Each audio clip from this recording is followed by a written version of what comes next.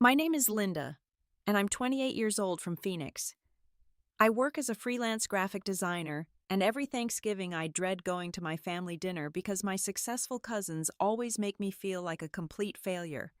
While they drive their luxury cars and talk about their six-figure salaries, I'm still taking the bus to save money and living paycheck to paycheck. But this year, something was different. As I sat there listening to their usual mockery about my modest lifestyle, I nervously touched the vintage watch on my wrist that my grandmother Esther had left me. I had no idea that this simple gesture would change everything when my father noticed what I was wearing. Before we dive into this story, let me know in the comments where you're watching from, and please hit that like button and subscribe if you want to hear more stories like this. Trust me, you won't believe what happened when my family discovered the secret I'd been carrying on my wrist all along. Looking back now, I realize I should have seen this coming. My life had been a constant struggle for the past 2 years since I started my graphic design business. I was living in a cramped studio apartment on the outskirts of Phoenix, barely making ends meet with various freelance projects. Most months I had to choose between buying groceries or paying my electric bill on time. The irony wasn't lost on me that I was designing beautiful marketing materials for successful companies, while I couldn't afford to eat anywhere nicer than the local diner. My family dynamics had always been complicated, but they became especially painful during holiday gatherings. My father, Warren, built a real estate empire from nothing and owned half the commercial properties in downtown Phoenix. My mother, Joan, had been a beloved high school principal before retiring with a comfortable pension. Then there were my cousins, who seemed to exist solely to remind me of my failures. Gerald, my 32-year-old cousin, worked as an investment banker in Manhattan and never missed an opportunity to mention his seven-figure bonus or his penthouse apartment. He drove a different luxury car every time I saw him, each one worth more than I made in 2 years. Beverly, who was 30, had become the youngest senior partner at her corporate law firm and lived in a mansion in Scottsdale with her surgeon husband. Every family gathering followed the same painful script.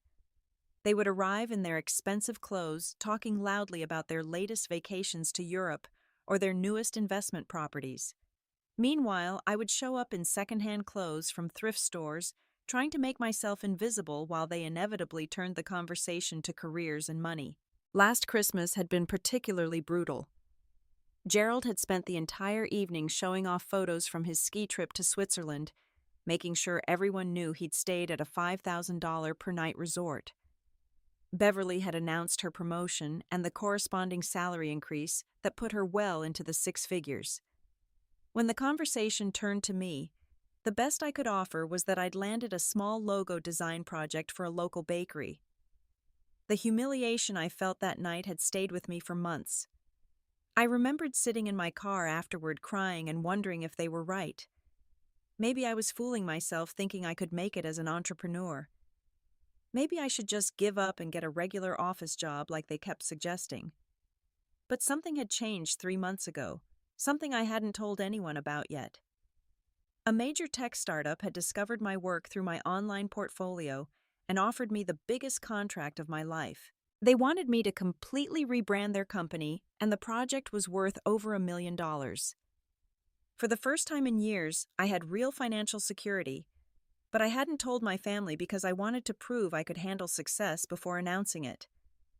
The one constant source of comfort during these difficult years had been my grandmother Esther's watch. She had passed away when I was 15, and this vintage timepiece was the only thing she'd left specifically to me. I'd been wearing it every day since her funeral, finding comfort in the way it connected me to her memory. It wasn't flashy or obviously expensive, just a simple-looking watch with an elegant face and what appeared to be a silver band. I'd never really examined it closely. To me, it was just a sentimental piece of jewelry that reminded me of the woman who had always believed in my artistic talents, when everyone else suggested I pursue something more practical. Grandmother Esther had been a creative soul herself, though I'd never known much about her life before she married my grandfather. As I got ready for this year's Thanksgiving dinner, I made my usual choices about keeping a low profile. I selected a simple black dress from Target and my most comfortable flats, knowing that anything too nice would either draw unwanted attention or reveal how little I actually owned. I touched my grandmother's watch one more time before leaving, drawing strength from the familiar weight on my wrist. The bus ride to my parents' house gave me 30 minutes to mentally prepare for the evening ahead. I practiced responses to the inevitable questions about my financial situation and career prospects. I told myself that this year would be different, that I wouldn't let their comments affect me the way they usually did. But deep down, I knew I was lying to myself. Their words always cut deep, because part of me worried they might be right about my choices. The moment I stepped off the bus in front of my parents' house, I could see Gerald's latest acquisition parked in the driveway. It was a brand new Tesla Model S, gleaming under the Arizona sunset like a monument to his success. As I walked up the front path with my small purse clutched tightly, I could already hear voices and laughter coming from inside. "Well, well, look who finally made it," Gerald called out as I entered the living room. He was lounging on my parents' leather sofa with a glass of expensive wine, his designer suit perfectly tailored, and his Rolex catching the light. "Still taking the bus, I see. You know, Linda, there are these things called cars. Maybe you should look into getting one." Beverly emerged from the kitchen wearing a dress that probably cost more than my rent, her diamond earrings sparkling as she turned her head. "Oh, Linda's here. I was just telling Mom about the new BMW I picked up last week. It's the latest model, completely loaded with every option. The monthly payment is more than most people's rent. But when you work as hard as I do, you deserve to treat yourself." My parents greeted me with warm hugs, but I could see the worry in their eyes. They loved me unconditionally, but I knew they shared the same concerns about my future that my cousins voiced so cruelly. My mother Joan had set the dining room table with her finest china, and my father Warren had opened a bottle of wine that probably cost more than I usually spent on groceries in a month. "How's the art business going?" Gerald asked, with barely concealed condescension, putting air quotes around the word art, as if my work was just an elaborate hobby. "Still designing flyers for coffee shops and yoga studios?" Before I could answer, Beverly chimed in with her version of supportive concern. "You know, Linda, my firm is always looking for administrative assistants. The pay isn't glamorous, but it comes with health insurance and a retirement plan. I could put in a good word for you if you're ready to join the real world." I felt the familiar burn of humiliation creeping up my neck, but I forced myself to smile and thank her for the offer. The truth was, I'd been supporting myself entirely through my design work for 2 years, and I was actually proud of what I'd built. But explaining that to them felt pointless when they'd already decided my business wasn't legitimate. Warren tried to change the subject by asking about Gerald's work, which launched my cousin into a detailed monologue about his latest investment deals. He casually mentioned moving millions of dollars around like it was pocket change, describing his clients as if they were personal friends rather than business relationships. "The Henderson account alone brought in $2.5 million in fees last quarter," Gerald said, swirling his wine dramatically. "Of course, that's just one client. I'm managing portfolios worth over $50 million now. It's a lot of responsibility, but someone has to do the heavy lifting in this family." Beverly nodded approvingly and launched into her own success story about winning a case that resulted in a $10 million settlement for her client. The opposing counsel didn't know what hit them. "I've been working 18-hour days for months preparing for trial, but that's what it takes to succeed at this level. You can't just coast through life hoping things will work out." The implied criticism was clear, even though neither of them looked directly at me. I touched my grandmother's watch unconsciously, feeling the smooth metal warm under my fingers. It was a nervous habit I developed over the years, and the watch had become like a talisman that helped me get through difficult situations.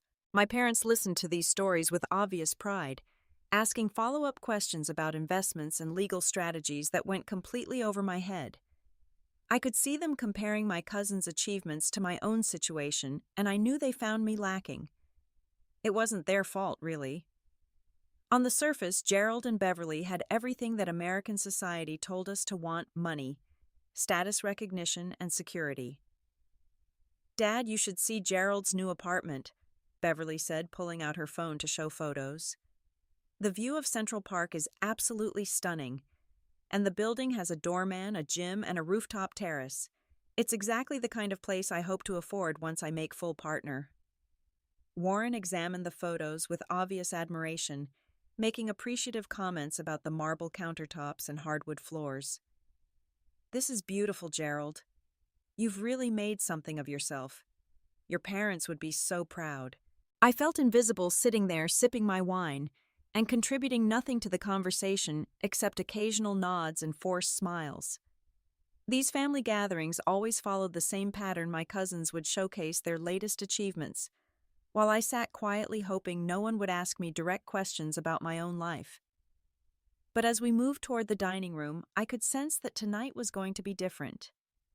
There was an edge to Gerald's comments that felt more pointed than usual, and Beverly seemed particularly eager to highlight the contrast between their success and my struggles. The watch on my wrist felt heavier somehow, as if it was absorbing the tension in the room. Dinner started pleasantly enough with my mother serving her famous turkey, and my father carving it with ceremonial precision. But as the wine flowed and inhibitions lowered, the conversation took a decidedly uncomfortable turn. Gerald seemed determined to make this evening particularly memorable for all the wrong reasons. "So, Linda," he said, cutting into his turkey with exaggerated care, "are you still living in that charming little studio apartment, the one where the kitchen is basically in the bedroom?" His tone was light, but there was cruelty in his eyes that made my stomach clench. "It's cozy," I replied, trying to keep my voice steady. "And it's affordable, which matters when you're building a business." Beverly laughed, the sound sharp and dismissive. "Building a business. Linda, honey, you've been building this business for 2 years. At what point do you admit it's not working and move on to something more realistic?" "Some businesses take time to develop," I said, feeling my face flush with embarrassment. "Not everyone can jump straight into a 6-figure salary."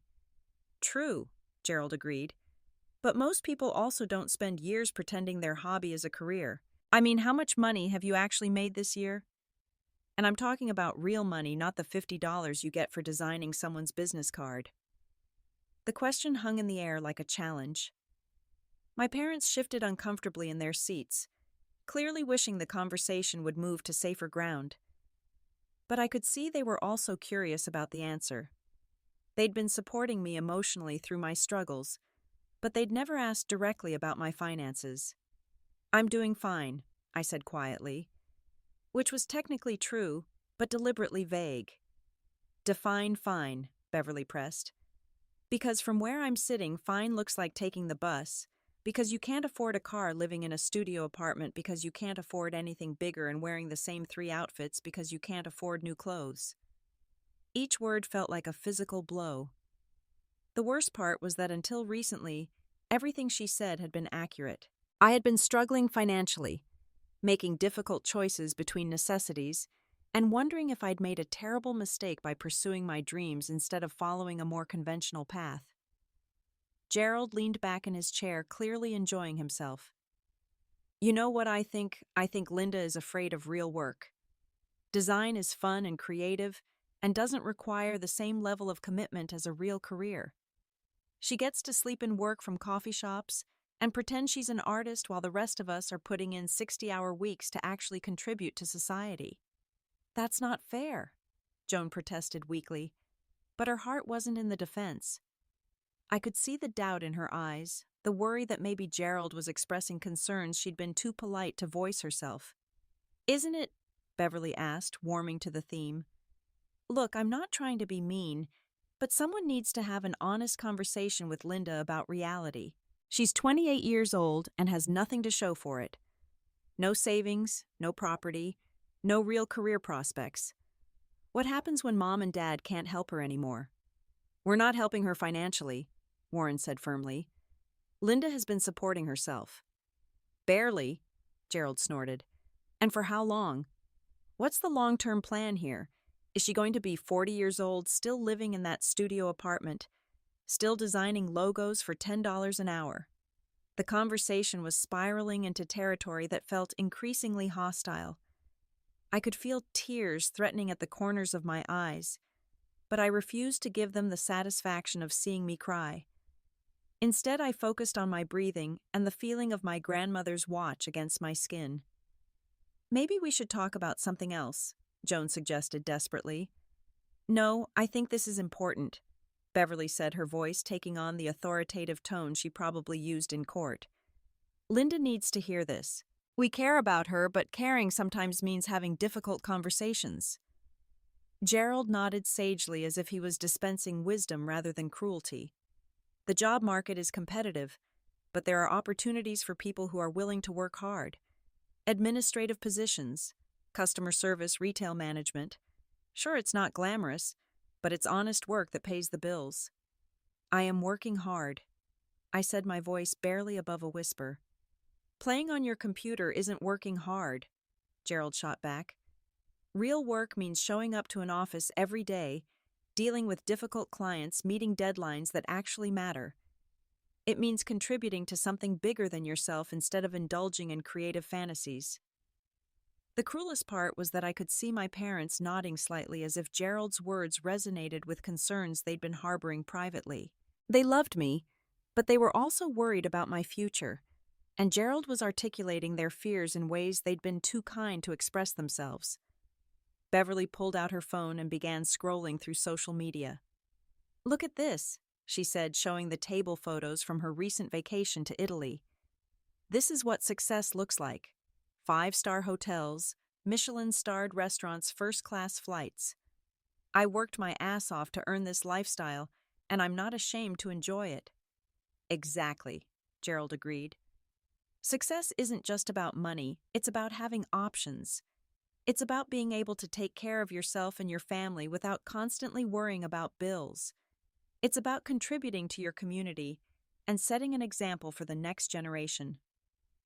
I stared down at my plate, feeling smaller with each passing moment. The watch on my wrist suddenly felt like a weight, reminding me of my grandmother's expectations and dreams for my future. What would she think if she could see me now being lectured by my cousins about my failures, while my parents sat by silently? I just think, Beverly continued, her voice taking on a tone of fake concern, that Linda needs to be realistic about her limitations. Not everyone is cut out for entrepreneurship. There's no shame in accepting that and finding a more suitable path.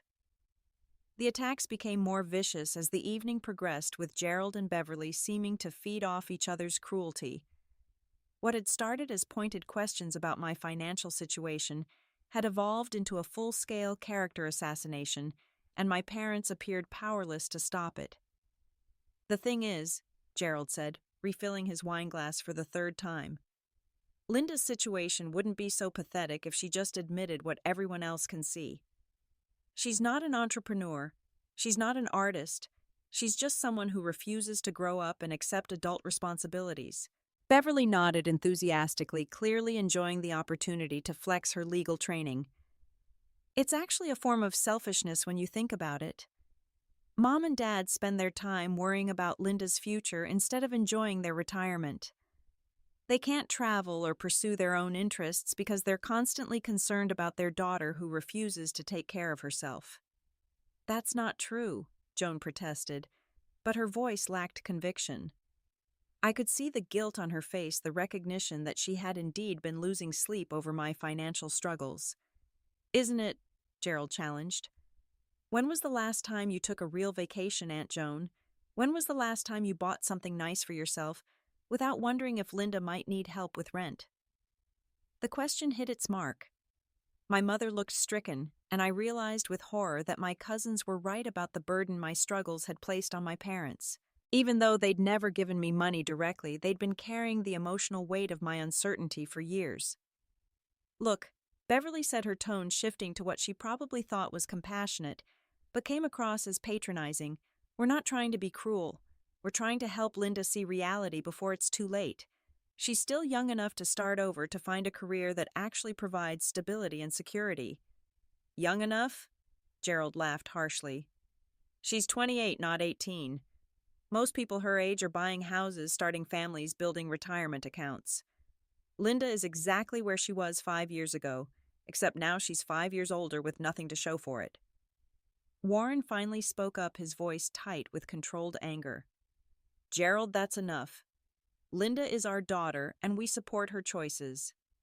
Do you, though? Beverly asked pointedly. Really? Because it seems to me like you're enabling her delusions instead of helping her face facts. Sometimes love means having difficult conversations. The worst part was that I could see the doubt creeping into my father's eyes. He'd built his business through decades of hard work and practical decisions, and I knew my artistic pursuits seemed frivolous compared to his concrete achievements. Gerald sensed the opening and pressed his advantage. Uncle Warren, you're a successful businessman. You understand what it takes to build something real. Don't you think Linda would be better served by learning those skills in a structured environment instead of pretending to run a business that doesn't actually exist?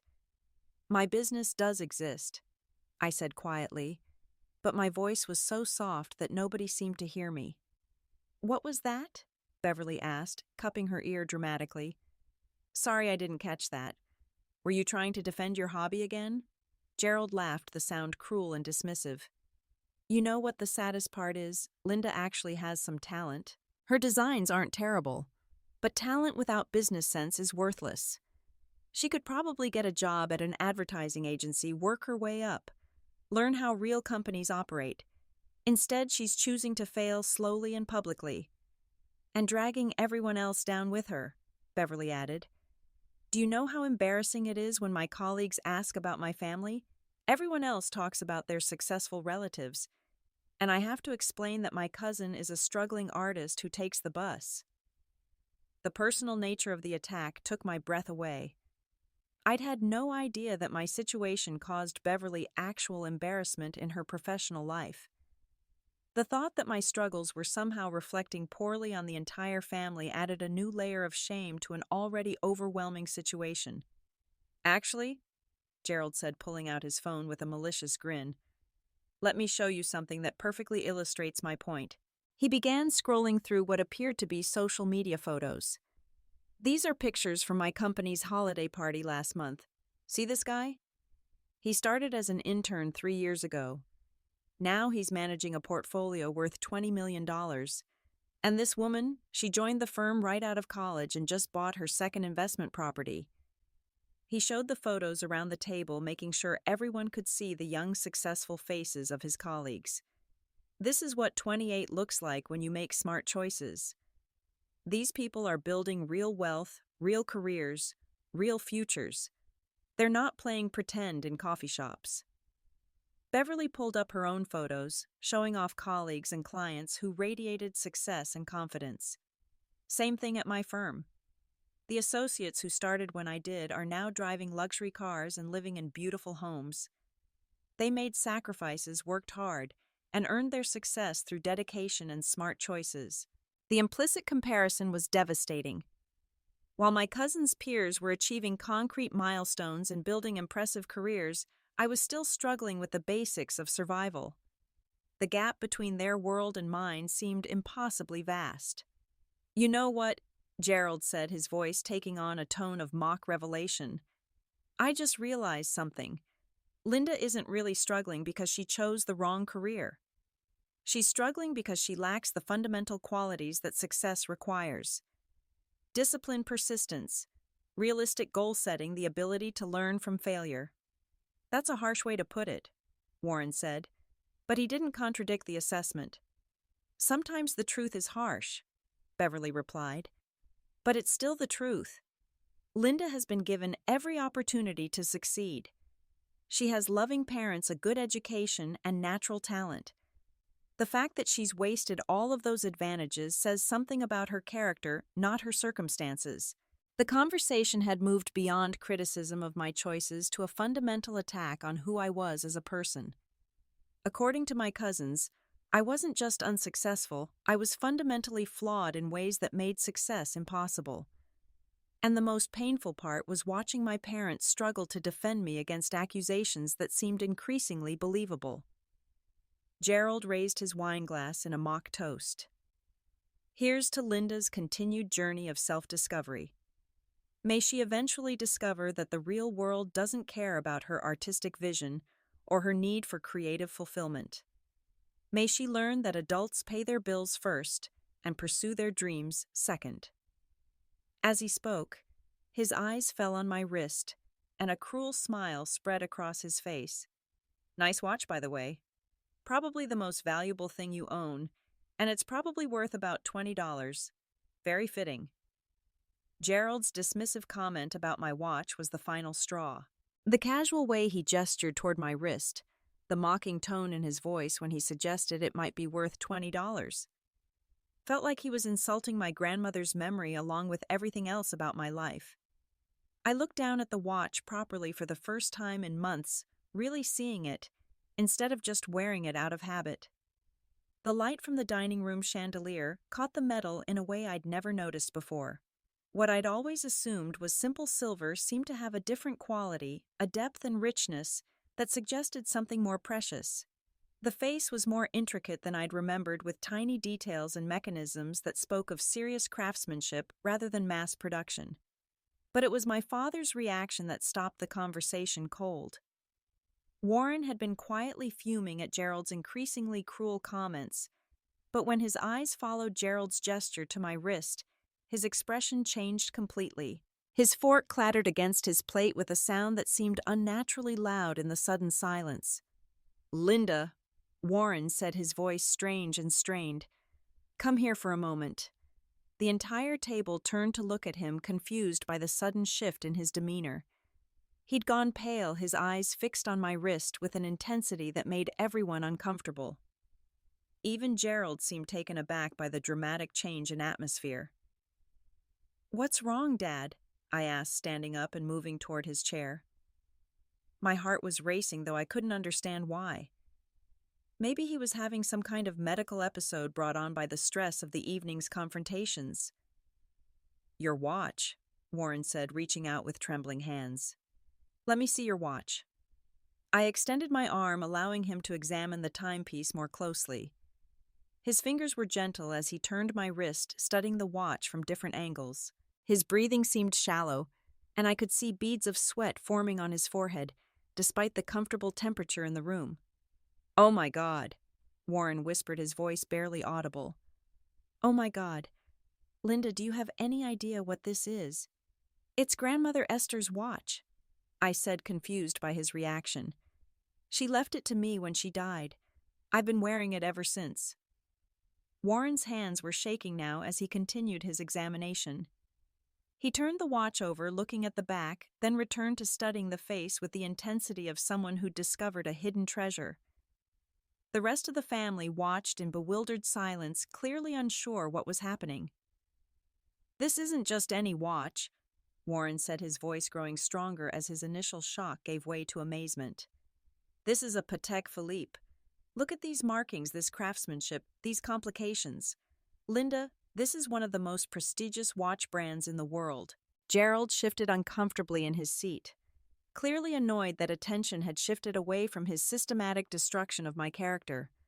"Come on, Uncle Warren, it's just an old watch. You're getting carried away." But Warren ignored him completely, his focus entirely on the timepiece. As someone who'd collected vintage watches as a hobby for over 20 years, he knew exactly what he was looking at.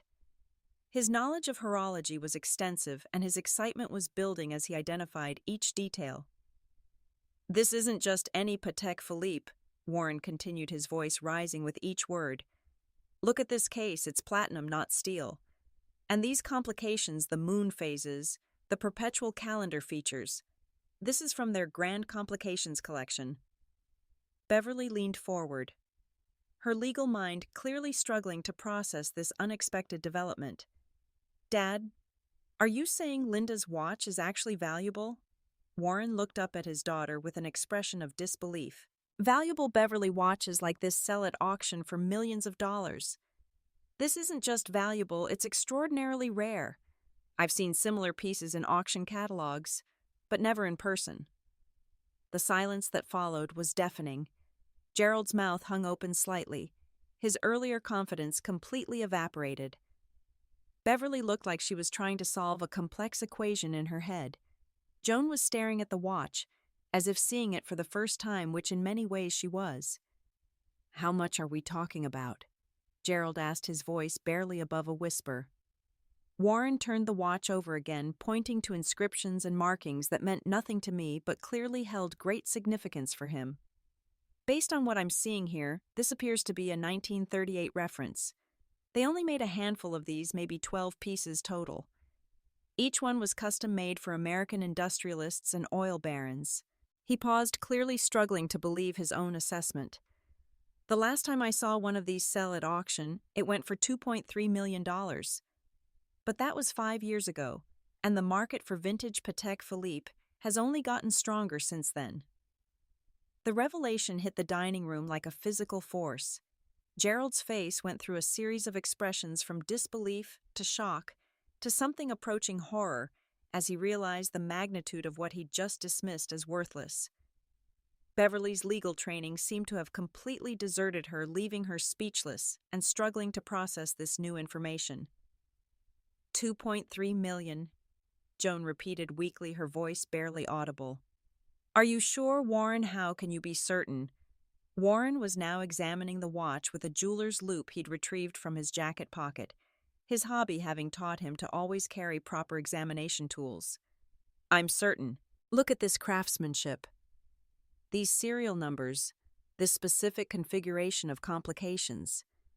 This is definitely authentic, and it's in remarkable condition." He pointed to details that were invisible to the rest of us, but clearly significant to someone with his expertise.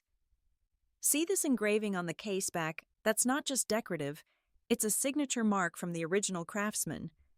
And these hands, they're original blue steel, not replacements. The dial has aged perfectly with no cracks or discoloration that would reduce its value." I felt like I was living in some kind of dream. The watch I'd been wearing casually for 13 years, the simple timepiece I'd considered nothing more than a sentimental keepsake, was apparently worth more money than I'd ever imagined possessing. "But how?" I asked, my voice shaking. "Grandmother Esther wasn't wealthy. She lived in a modest house, drove an old car, never seemed to have much money." Warren nodded thoughtfully, his expression growing more serious as he considered the historical context. "Your grandmother came from old money Linda. Her family, the Richardsons, were prominent industrialists before the Great Depression. They lost most of their wealth in the stock market crash of 1929, but they would have owned pieces like this during their prosperous years." He handed the watch back to me carefully, as if it were made of the most delicate crystal. "Esther probably held on to this watch through all the financial difficulties that followed.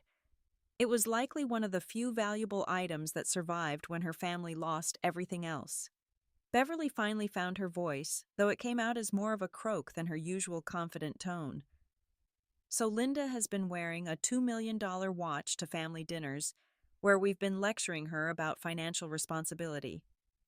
The irony wasn't lost on anyone. For years, my cousins had been making assumptions about my worth, based on my modest lifestyle, never realizing I was carrying more value on my wrist than they'd accumulated in their entire careers. Gerald looked physically ill, probably calculating how his earlier comments would sound in retrospect.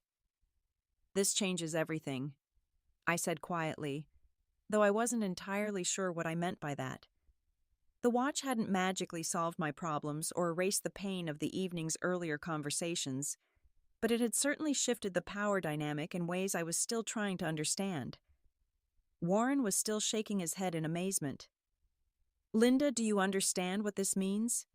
You're not just financially secure, you're potentially wealthy. A piece like this could change your entire life if you chose to sell it." But even as he spoke, I knew I would never sell my grandmother's watch. It wasn't just about the money. It was about the connection to her memory and the realization that she'd left me something far more significant than I'd ever imagined. She'd given me security options, and most importantly, a safety net that meant I'd never have to depend on anyone else for survival. Gerald cleared his throat awkwardly, clearly struggling to find words for a situation he'd never anticipated. "Linda, I want to apologize for my earlier comments. Obviously, I didn't understand the full picture of your situation." His apology felt hollow and opportunistic, motivated more by embarrassment than genuine remorse. The damage from his earlier words couldn't be undone by a simple acknowledgement that he'd been wrong about my financial status. Beverly attempted her own form of damage control. I think we all learned something important tonight about making assumptions. Linda, I'm sorry if anything I said came across as judgmental or unsupportive. But their apologies missed the point entirely. The issue wasn't that they'd misjudged my financial situation, it was that they'd used my perceived poverty as a weapon to attack my character and choices. The discovery of the watch's value didn't change the fact that they'd been cruel, it just made their cruelty look foolish in addition to being mean-spirited. I looked around the table at my family's faces, seeing them all in a new light. My parents seemed proud and relieved, as if the watch's value somehow validated their faith in me. My cousins looked embarrassed and calculating, probably trying to figure out how to repair relationships they'd just damaged through their own arrogance. But more than anything, I felt a strange sense of calm settling over me. For the first time in years, I wasn't worried about my future, or concerned about meeting other people's expectations. The watch hadn't just given me financial security, it had given me the confidence that comes from knowing you have options. You know what's funny? I said, my voice growing stronger with each word. This whole evening you've been lecturing me about financial responsibility and realistic expectations. But the truth is, I've been more financially secure than any of you realized, and I've been building something real with my design business. The atmosphere in the room had completely transformed, and I found myself speaking with a confidence I hadn't felt in years. The revelation about the watch had given me more than just financial security, it had given me the courage to finally stand up for myself and address the years of accumulated hurt and humiliation. Since we're talking about financial responsibility, I continued, my voice steady and clear. Let me share some information that might surprise you. 3 months ago, I signed a contract with TechFlow Industries for a complete company rebrand. The project is worth $1.2 million, and it's the kind of work that establishes you as a serious player in the industry. Gerald's expression shifted from embarrassment to shock. $1.2 million for graphic design. For comprehensive brand strategy, visual identity development, marketing materials, and digital asset creation. I corrected. It turns out that companies are willing to pay significant money for quality work that helps them compete in the marketplace.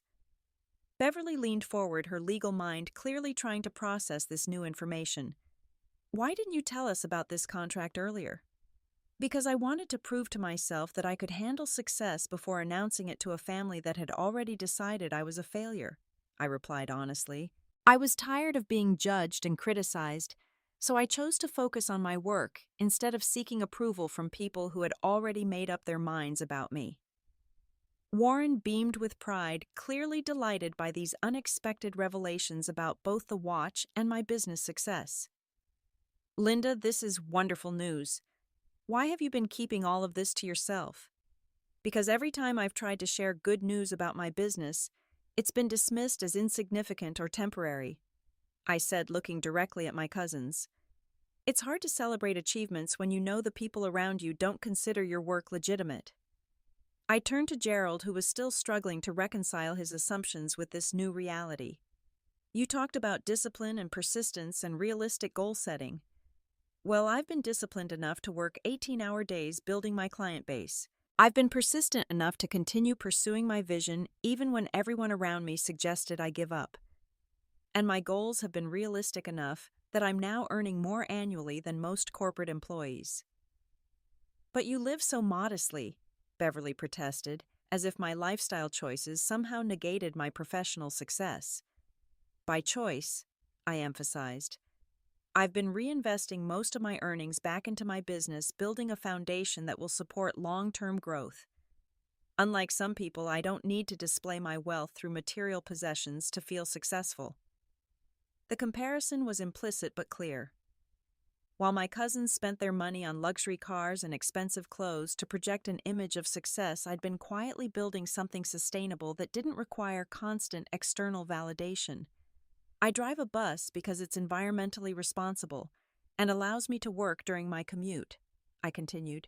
I live in a studio apartment because it meets my needs and keeps my overhead low. I shop at thrift stores because I'd rather spend my money on business development than designer clothes that serve no practical purpose. Gerald shifted uncomfortably in his seat, clearly recognizing that his earlier attacks on my lifestyle had been based on false assumptions about my motivations and circumstances. Linda, I had no idea you were doing so well financially. Your whole presentation suggested that you were struggling. My presentation was honest about my priorities, I corrected. I never claimed to be struggling. You assumed I was struggling because I don't waste money on status symbols. There's a difference between being poor and being purposeful with your spending. Beverly tried to salvage some ground.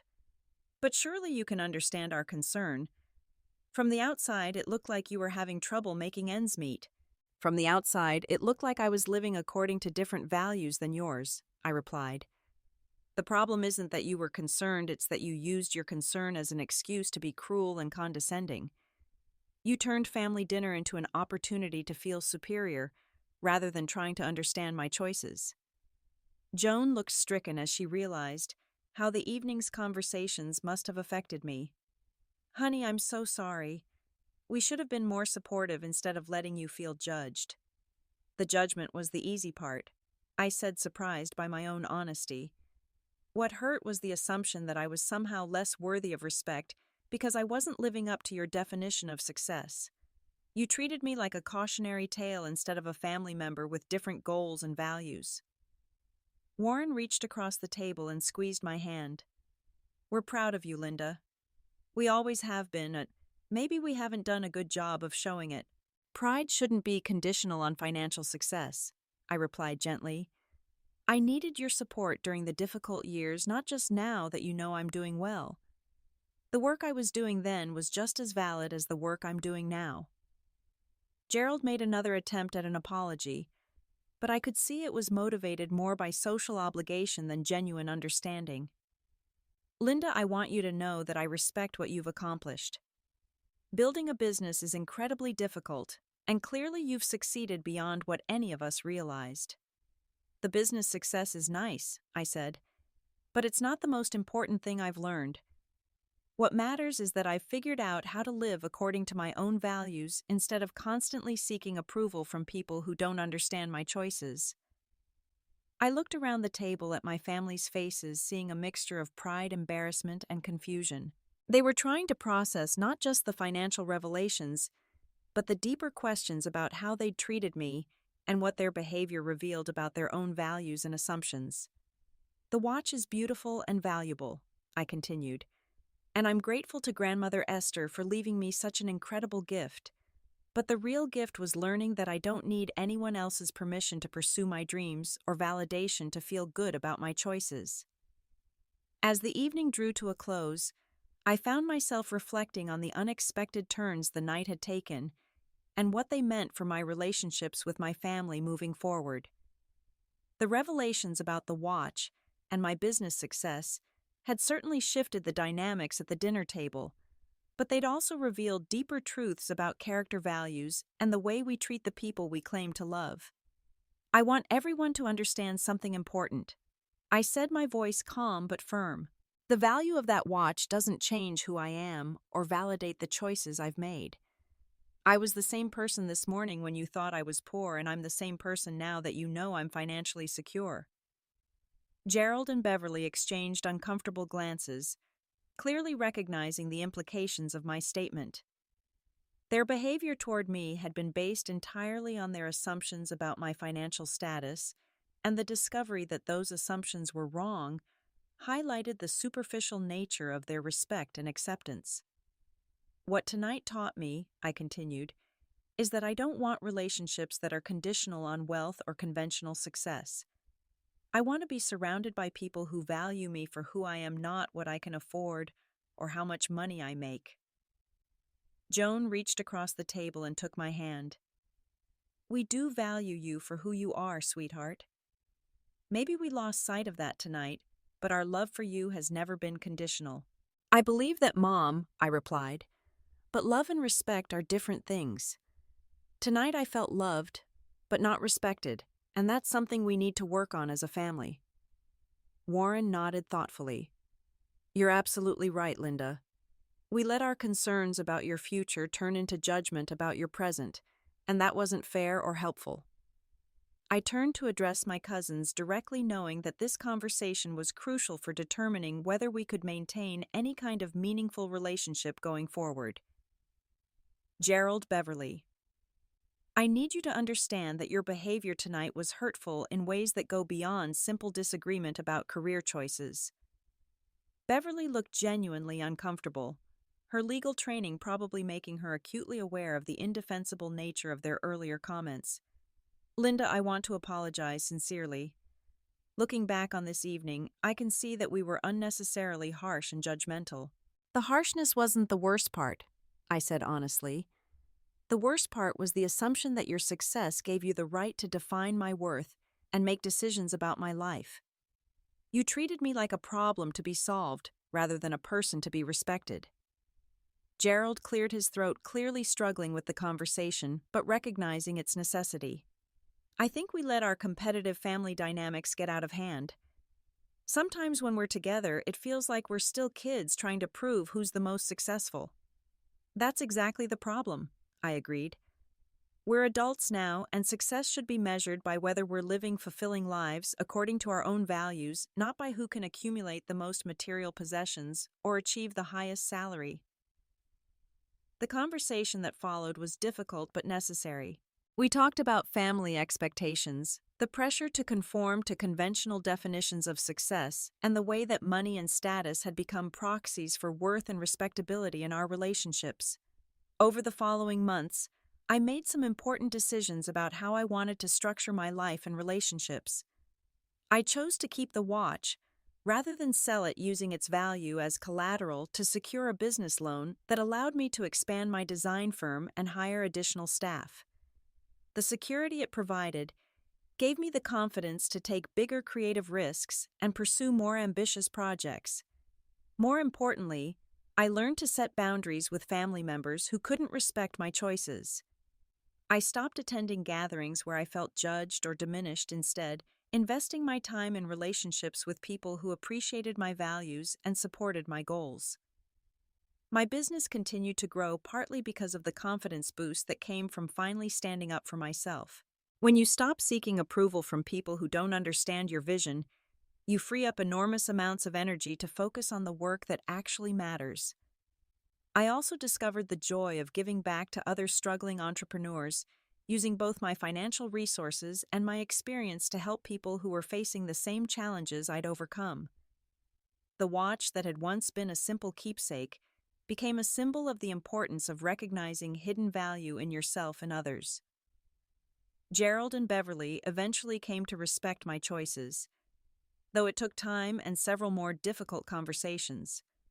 Our relationships became more authentic once we stopped competing and started appreciating our different paths and perspectives.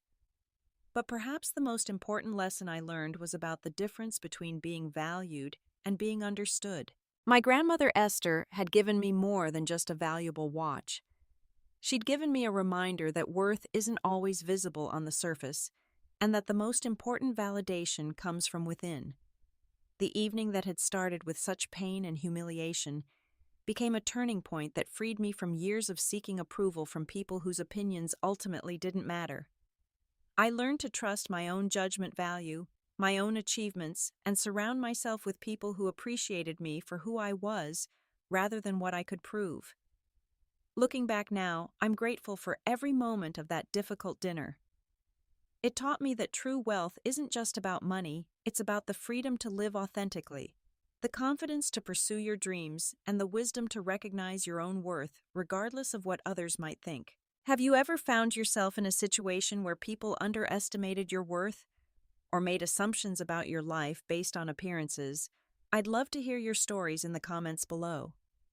And if this story resonated with you, please hit that like button, subscribe for more real-life stories, and share this video with anyone who might need a reminder that their value isn't determined by other people's opinions. Sometimes the most precious things we carry aren't visible to those who don't know how to look. Thank you for listening, and remember that your worth isn't measured by what others can see, but by what you know to be true about yourself.